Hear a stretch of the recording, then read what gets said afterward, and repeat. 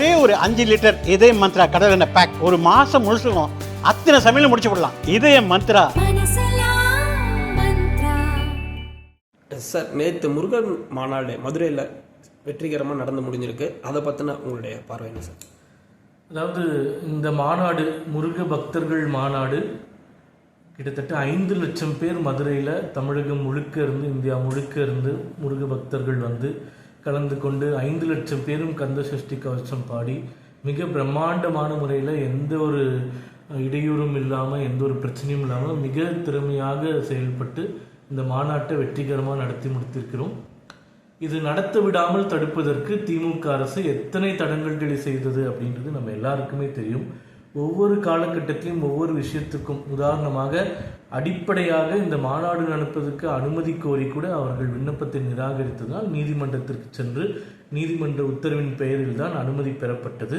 அதே போன்று ஒவ்வொரு விஷயங்களும் ஒரு பார்க்கிங் வைப்பதாகட்டும், அந்த அறுப்படை வீடு அமைப்பதாகட்டும், ஒவ்வொரு இடத்திலும் தடங்கல்கள் நம்ம அரசியல் சாசன அமைப்பு கொடுத்திருக்கக்கூடிய நீதித்துறையின் வாயிலாக தான் எங்களுக்கு இந்த உரிமை பெறப்பட்டு நடத்தப்பட்டது.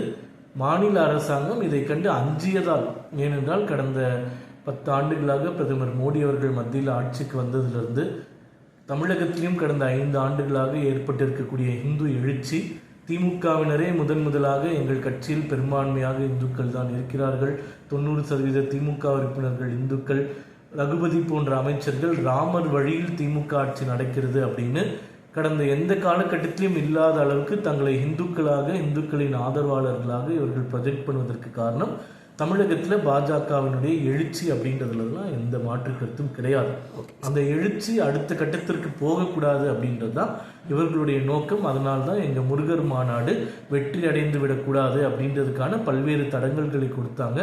அதை மீறி மிக சிறப்பான முறையில் இந்து அறநிலைத்துறை ஏற்பாடு செய்திருந்தா கூட இவ்வளோ அழகாக சிறப்பாக மாற்றுத்திறனாளிகள் கூட அந்த அறுப்படை முருகனை தரிசிக்கக்கூடிய அளவுக்கு மிக பிரம்மாண்டமான பிரத்யேகமான ஏற்பாடுகளை இந்து முன்னணி மிக சிறப்பாக கையாண்டது செயல்பட்டு தெரியும்.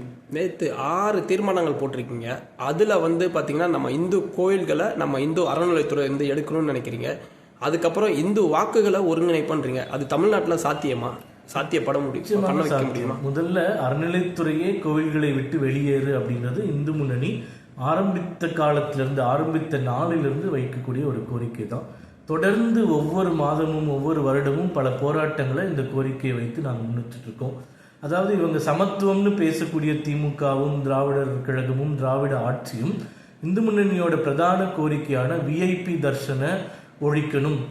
அதாவது பணம் கட்டுபவர்களுக்கு ஸ்பெஷல் என்ட்ரி, 100 ரூபாய் கட்டினா சீக்கிரம் சாமியை பார்க்கலாம், 500 ரூபாய் கட்டினா பார்க்கலாம், இந்த எந்த பாகுபாடும் இல்லாமல் அனைவருக்கும் பொது தரிசனம் மட்டும்தான் வேணுன்றதை வலியுறுத்தி பல போராட்டங்களை இந்து முன்னணி 40 ஆண்டுகளாக நடத்தி வருகிறது. ஆனால் இந்து மதத்தில் வேற்றுமை இருக்குன்னு சொல்லக்கூடிய திமுக தான், அவங்க அரசாங்கம் தான் ஒவ்வொரு கோயிலையும் 500 ரூபாய் 100 ரூபாய் கொடுத்தா சீக்கிரம் சாமியை பார்க்கலான்ற ஒரு விஐபி சிஸ்டத்தை கொண்டு வந்திருக்காங்க. அதை முதற்கொண்டு நாங்கள் எதிர்த்துட்டு இருக்கோம். இரண்டாவது, வக்ஃப் சட்டம் இருக்கின்றது. கிறிஸ்தவர்களுக்கான வழிபாட்டு உரிமைகளில் எந்த அரசாங்கமும் எந்த சட்டமும் உள்ள நுழையிறது கிடையாது. அவங்க விருப்பத்தின் பேரில், அவங்க நம்பிக்கையின் பேரில் அதெல்லாம் நடைபெறுது. ஆனால் இந்துக்களுக்கு மட்டும் அறநிலைத்துறை சாமி பூஜை எப்படி செய்யணும் அப்படின்றது முதற்கொண்டு பல்வேறு ஆகம விதிகளை மீறி அவர்களுக்கு தகுந்தாற் போல மாற்றி அமைச்சிட்டு இருக்காங்க. அதை தான் வழிபாட்டு தலங்களில் இந்து அறநிலைத்துறை இருக்கக்கூடாது அப்படின்றது எங்களுடைய பிரதான கோரிக்கை. அது வேணுன்றது தீர்மானம். இரண்டாவது, நீங்கள் கேட்ட மாதிரி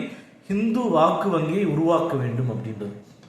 ஏற்கனவே தமிழகத்தில் ஹிந்து வாக்கு வங்கி உருவான காரணத்தினால தான் திமுக இது போன்ற ஹிந்து அடையாளங்களை விரும்பி அவர்களே ஏற்றுக்கொள்கிறார்கள்.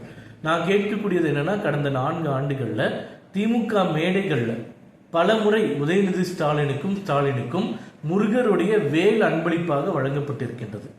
இது கடந்த 40-50 ஆண்டு கால வரலாற்றில் கருணாநிதி அவர்களுக்கோ இல்லை ஸ்டாலினுக்கோ இதற்கு முன்னாடி எந்த ஒரு காலகட்டத்திலாச்சும் இந்து மத அடையாளத்தை கொண்ட வேல் பரிசாக வழங்கப்பட்டதை நிரூபிக்க முடியுமா? கிடையாது. அப்போ அவங்களே பிஜேபி ஹிந்து வாக்கு வங்கியை ஒருங்கிணைக்கிறது அப்படின்றத பார்த்து பயந்துட்டு அவங்க அப்ராப்ரியேட் பண்ணுறாங்க. உதாரணமாக முருகர் மாநாடு பழனியில இந்து அறநிலைத்துறை திமுக அரசாங்கம் நடத்தியது.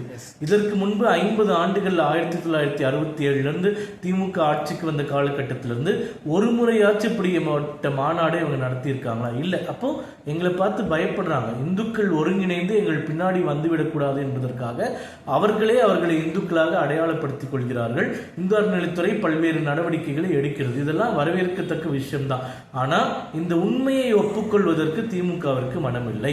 சேகர் பாபு கண்டினியூஸா உங்களை விமர்சிக்கிறாரு. இது போல மாநாட்டை நடத்தி இவங்க வாக்கு வங்கிக்காகவே நடத்துறாங்க அப்படின்னு சொல்லிட்டு கண்டினியூஸாக சொல்றாரு. யோகி ஆதித்யநாத் வரல, பட் அவரை விமர்சனம் பண்றாரு. பவன் கல்யாண் அவங்கள விமர்சனம் பண்றாரு. இதெல்லாம் எப்படி சார் பாக்குறீங்க நீங்க? அதாவது சேகர் பாபு அவர்களுக்கு இதை பற்றி பேசுவதற்கு தார்மீக உரிமை எதுவுமே கிடையாது. ஏனென்றால் சனாதன ஒழிப்பு மாநாடு அப்படின்னு திகாவும் திமுகவை சார்ந்தவர்களும் நடத்திய போது கிஞ்சித்தும் வெட்கமின்றி மானமின்றி ரோஷமின்றி அந்த மேடையில போய் உட்கார்ந்திருந்தோம் தான் சேகர் பாபு.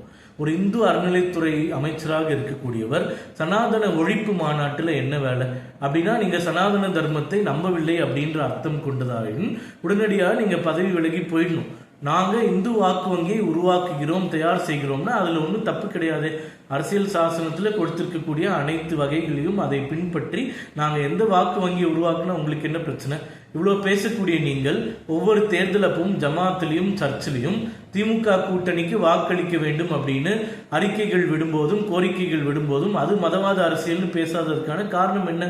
இந்துக்கள் மட்டும் ஒருங்கிணைப்பு முயற்சியை செஞ்சா உடனே அதை பார்த்து பயந்துட்டு மதவாதம்னு சொல்றதுக்கான ரீசன் என்ன? ஒரு முறையாச்சும் முஸ்லிம்கள் எல்லாரும் சேர்ந்து ஜமாத்துல இந்த கட்சிக்கு இந்த கூட்டணிக்கு தான் வாக்களிக்க வேண்டும் அப்படின்னு தீர்மானம் நிறைவேற்றும் போதோ கோரிக்கை வைக்க போதோ இது மதவாதம் அப்படின்னு திமுகவினரோ சேகர் பாபுவோ சொன்னதற்கான சான்றுகளை காண்பிக்க முடியுமா?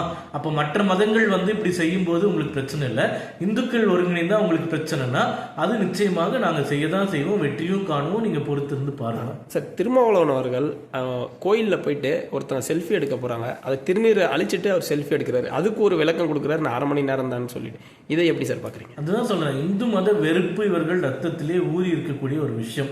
நீங்க எவ்வளவுதான் மக்களுக்கு முன்னாடி நடித்தாலும் கோவில்களுக்கு போய் சாமி கும்பிட்டு உங்களை ஒரு இந்துக்களாக அடையாளப்படுத்தி கொண்டாலும் உங்கள் மனசில் இருக்கக்கூடிய வக்கரம், இந்து விரோத மனப்பான்மை, இந்து விரோத செயல்பாடுகள் இது எல்லாமே மக்களுக்கு நல்லா தெரிஞ்சிருக்கு.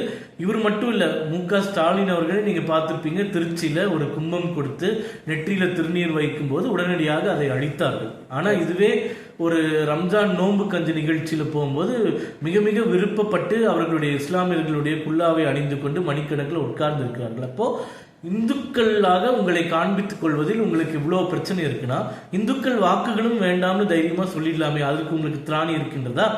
திராணி இல்லை.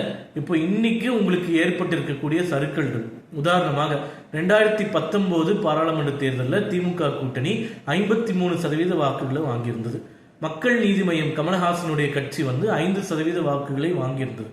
அப்போ 58% வாக்கு வைத்திருந்த 2019 தேர்தல் 5 ஆண்டுகள் கழித்து 2024 தேர்தலில் 43% வாக்கு தான் திமுக கூட்டணி வாங்கி இருக்கின்றது. கமலஹாசனும் உங்களோட கூட்டணியில் இருக்காங்க. அப்போ 58 43 குறைந்து 15% வாக்குகள் குறைந்திருக்குன்னா அதை பத்தி நீங்க சிந்திக்கணும். 40 இடங்களையும் நீங்க ஜெயிச்சிருக்கலாம்னா 15% வாக்கு எங்க போச்சுன்றதை யோசிச்சு பாருங்க. அந்த 15% வாக்குகள் உங்கள் இந்து விரோத போக்கை கண்டித்து இந்துக்கள் புறக்கணித்ததால் வந்த சரிவு.